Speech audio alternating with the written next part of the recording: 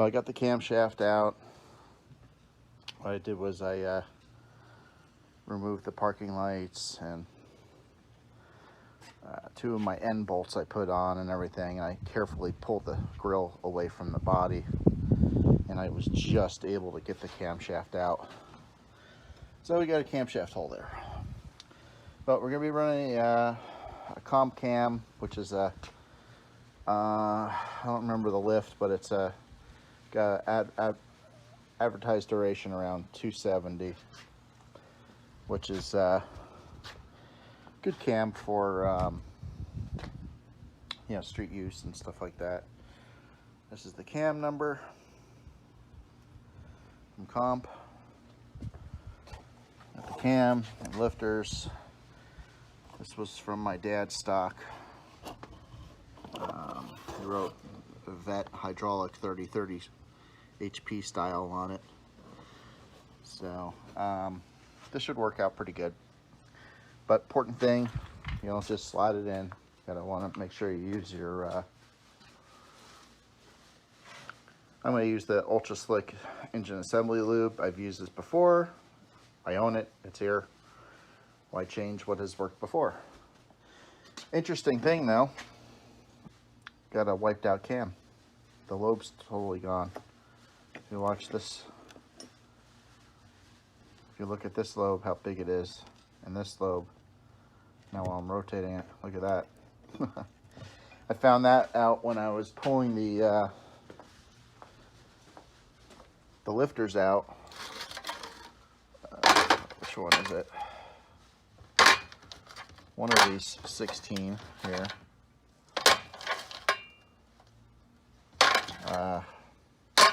I don't know, but earlier in the video I was saying that I was gonna, you know, pull these out and mark them and everything, but being that the cam's wiped out, no use. Anyway, I'm using this example.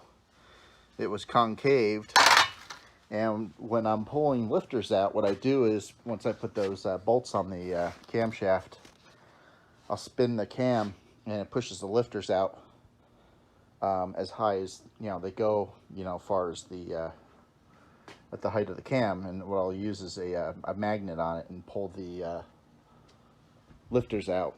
Well, I noticed this one particular lifter was barely spinning up and down. It was going up and down, but very little, you know, compared to the other one. So I knew that there was a problem. So I pulled it out, and lo and behold, it was shot. So either this camshaft was not broken incorrect or whatnot, but you got to use oil with some type of zinc additive for break-in. So I am going to do that, and you want to run the motor for, I think, I'd have to look it up, but I think like around 15 minutes at about 2,500 to 3,000 RPM to break in a hydraulic cam. I love roller cams and stuff, but those are past my pay grade. When you could get a comp cam set up for about 180 bucks, and a, you know, roller setup is, you know, you're getting into the 500s. Much better setup for strip use, but for street, this will work fine. This is what they're born with. Alrighty, time to put the music back on and continue working. Alright, camshaft's in, but I want to go over putting a timing chain on. Well, I guess we'll turn the light off. Right here is a dot on the timing chain. Basically, your valve train needs to be in harmony for everything to work. Now, coming back over here, I got my socket style wrench here to spin stuff over. Trying to get the light correctly. You can see that mark is right there. Right there. Now that represents straight up. Basically, straight up means, you know, standard, you know, cam timing. You know, there's ways to, there's other marks on some of these, I'm just trying to move this a little bit, timing gears, where you could advance the timing and retard the timing as well, but we're going straight up with this, which is just the standard way to set this up. Get your number 1 at top dead center, obviously, with this straight up. Now we'll put the timing chain setup on, and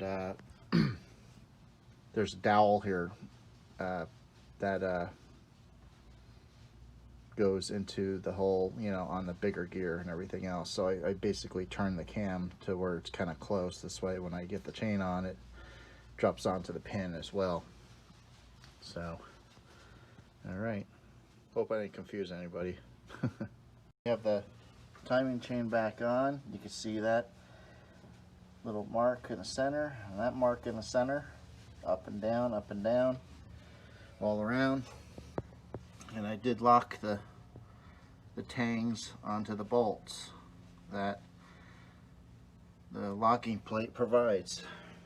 Early in the video, you heard that that tab was there, but no one locked any of the bolts down. It's probably a simple mistake. Maybe they got distracted and they forgot, whatever. But that happens. Got to keep your mind on the game here. That's why it's hard to make videos and do everything, because you got to keep stopping and doing everything. But you know what? We really appreciate our viewers and everything else, and we like the comments and you know, you guys to like the videos, share them, and subscribe, and check out the whole video. You know, we have bloopers too that happen at the end here and there too, so sometimes we got surprises. But anyway, that's my little spiel. Let's get back to work. All right, well, we're back. And yes, I was cheating on you guys a little bit. I was working with the camera off. Sometimes it just gets really tough to keep stopping and filming, but all right. So I pulled the oil pan down, and I wanted to change the oil pump because the pressure was down a little bit. Not too close to the very worrisome, but close enough, and I could not remove it. I was missing it by an inch. It's because the transmission's hooked up to the engine and wouldn't come out. Anyway, you got to drop the front of the pan anyway to put the timing cover on a small block Chevy. Anyway, so I got that all done. Got the pan back up in there. We got the intake back on. I went to Chevy orange on the engine because we have an orange van. I thought that looked kind of cool. What I did add was aluminum valve covers that I had laying around. They're not really my personal liking, but they'll work a lot better than the steel stamped ones. They were leaking a bit. And I also added a Pcv valve as well, because I was pushing a little bit of oil out of the engine on the long trip, and this definitely helps a bit. I do have two breathers, but a Pcv system does do its job, so that's a little upgrade there. So I drilled the valve cover, put a 1-inch hole in it, got a grommet and a Pcv valve, you know, according to the AutoZone, you know, G10 van, whatever. Easy enough, all the same. I got the valve cover loose here. I did add crane roller tip rockers.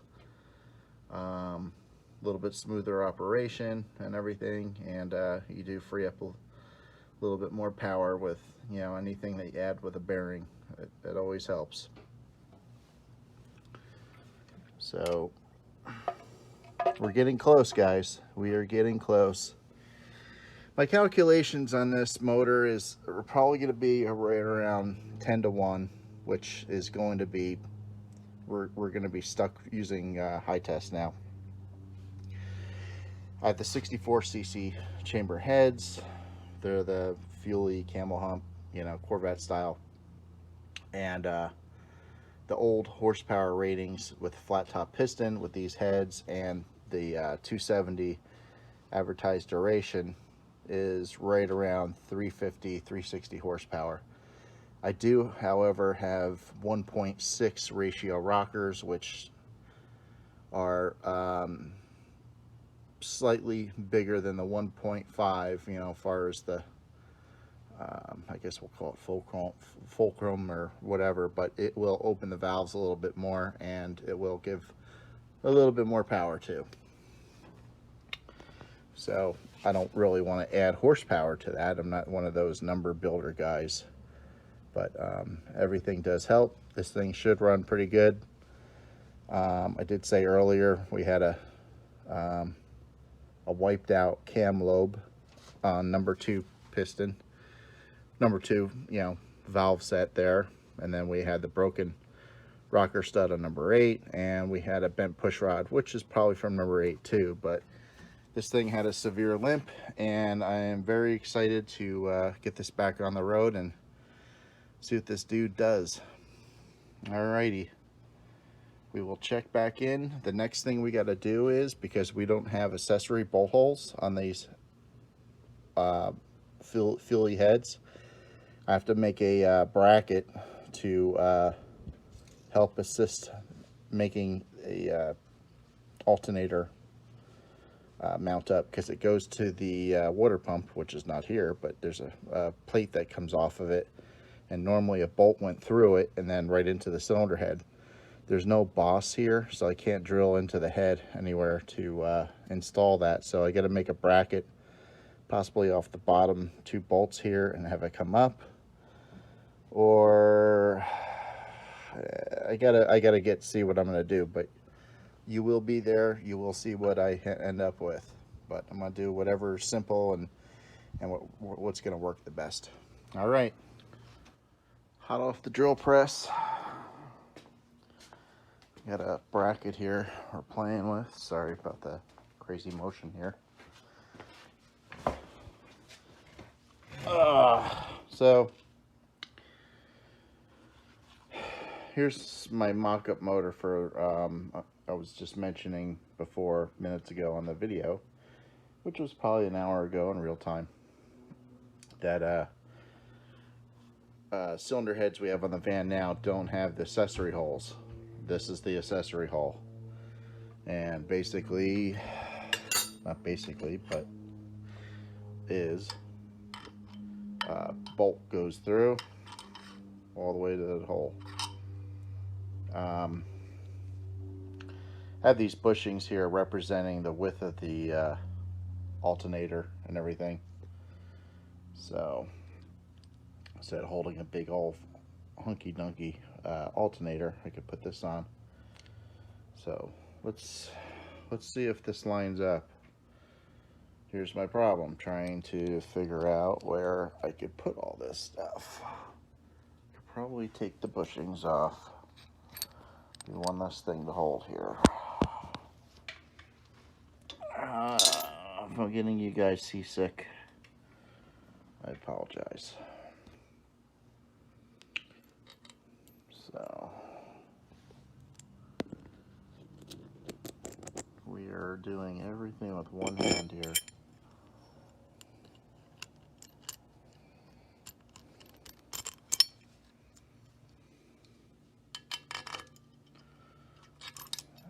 Let's see. I am gonna, once I get this all established, I am gonna chop this off and everything's gonna look real nice. So trust me.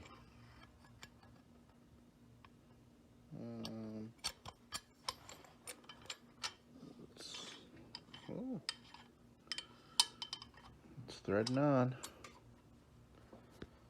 Let's give it a little tighten.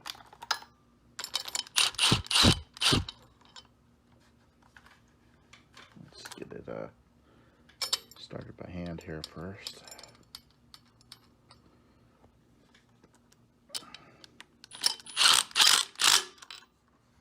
All right.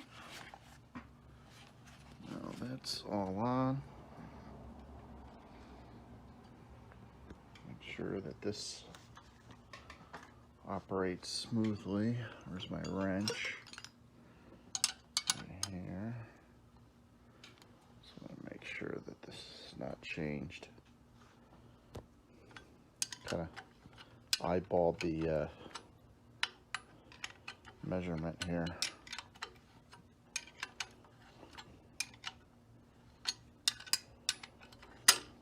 Uh-oh. I felt a little bit of a pull. That means that I might need to adjust this just a little bit, which I believe I could do with this.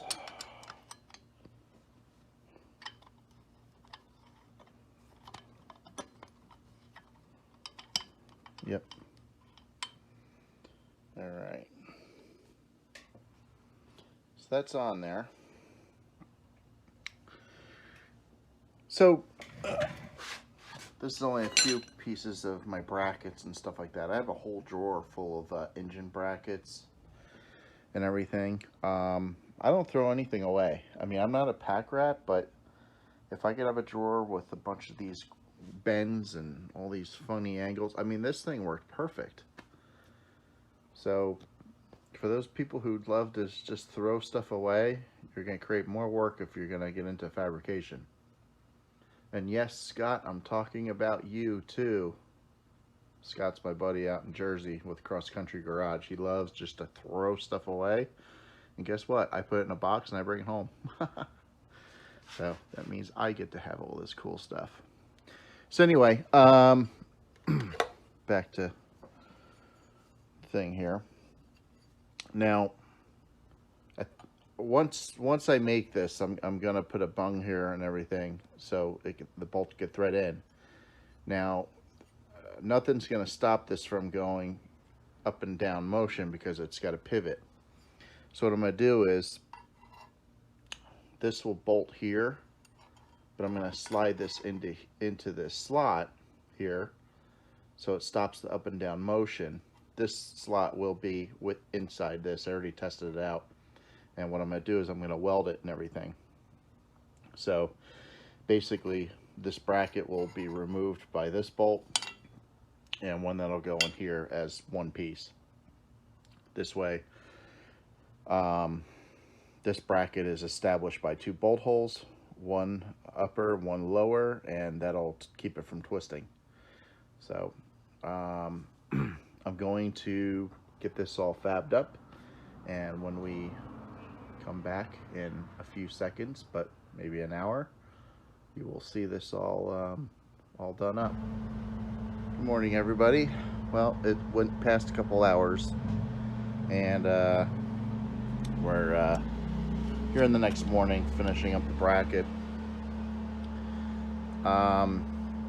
Like I said, it looks a little crazy, but we're actually bridging a bolt from here, and we're gonna have this bracket welded here. So we're gonna have it bolted here and here, and then I'm going to weld this hex-shaped, I guess we'll call it a threaded bung. I don't know what the proper word is. Maybe someone could drop that in the comment box.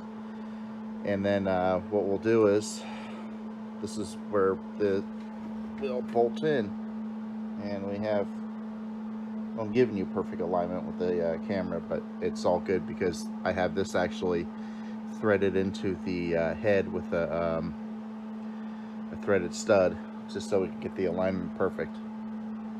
So I'm gonna get this buzzed up and go from there. Let's see if I could get this camera set up somehow.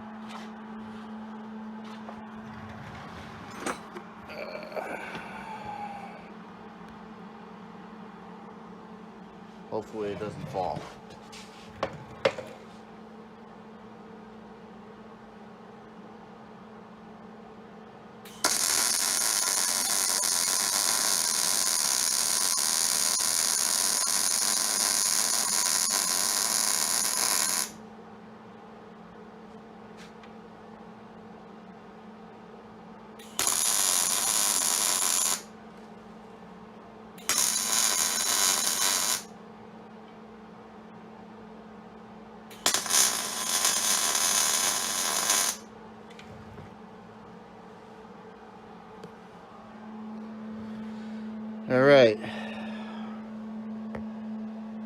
had a couple spot welds and a weld there. Now I could take this bracket off, cut the unwanted pieces off, do some more finish welding on it, and then we'll show you what it looks like in the end here. We'll make it nice and pretty, paint it to match the block and everything, and either that or black, we'll see. We shall show you. Alrighty. Alright, let's accelerate a few minutes ahead. Got the bracket all done, all welded up, cut down and everything, and let me try to install this. Alright, install this part first. Now I gotta get to my other bolt, which goes down in here.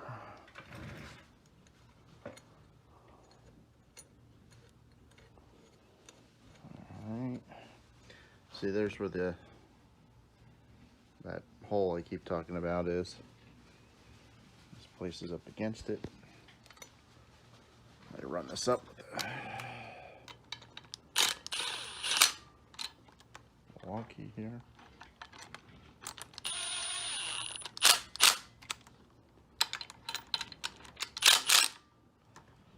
Alright. Now we have an accessory hole for those heads that do not have it. Let me get my bolt here, wherever that may have landed.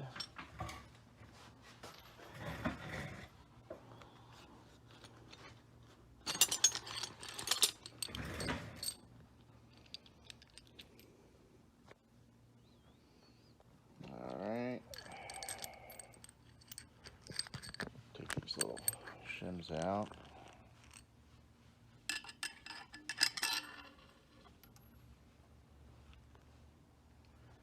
That's where the alternator will ride on. Obviously, I'm going to use a shorter bolt. And I'm going to make some aluminum bushings. And I'm going to get the alternator set up on this platform here before we bring it over to the van.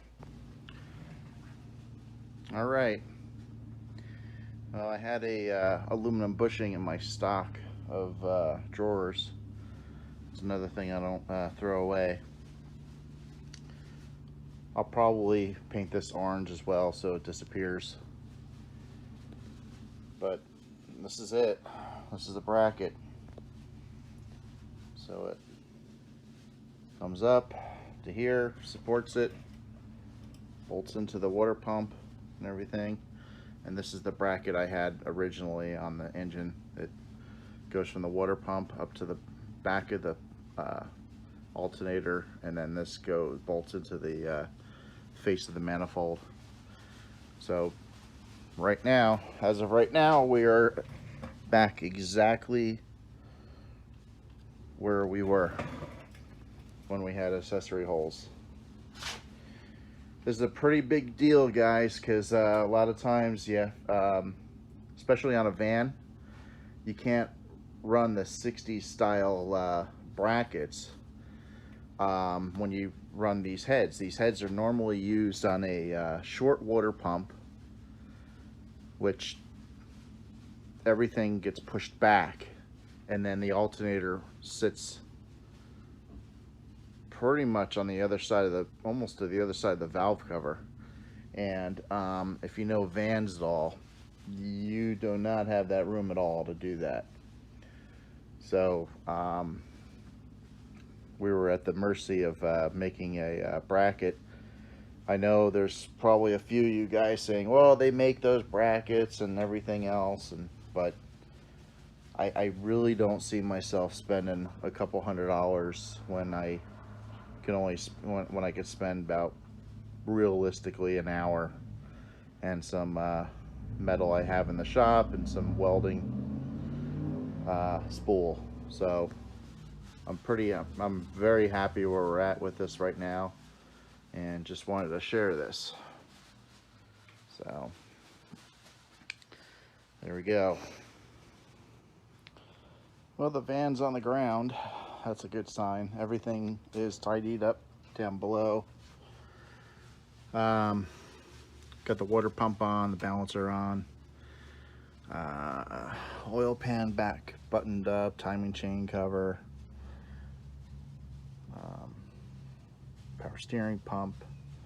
All the rockers got all adjusted, and I also primed the oil system and everything.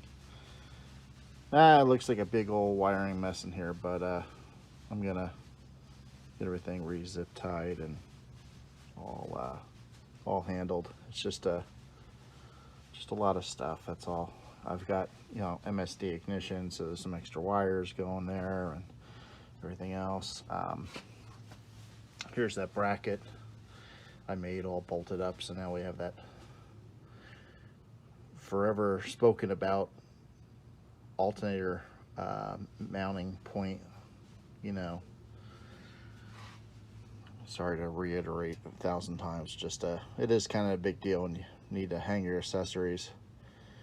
So another thing, I always like to run a hard line. I try to keep it away from the heat spots too. There is room between the water pump and the line and everything. It's just hard to tell. But I run it all the way up close to the carburetor, and I run the fuel filter just before the fuel pump, just so I kind of like filtering out the fuel before you pump it through the fuel pump.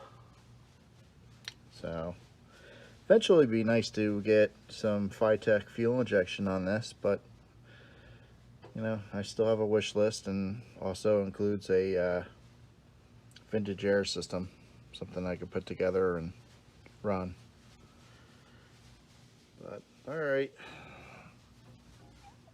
get back at it.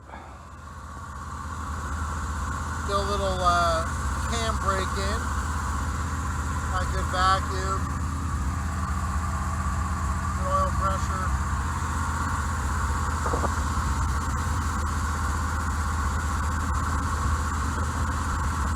Temperature's climbing a little bit. I might have to add a little. But we're running. No smoke. Always a good thing. All right. We'll check back in.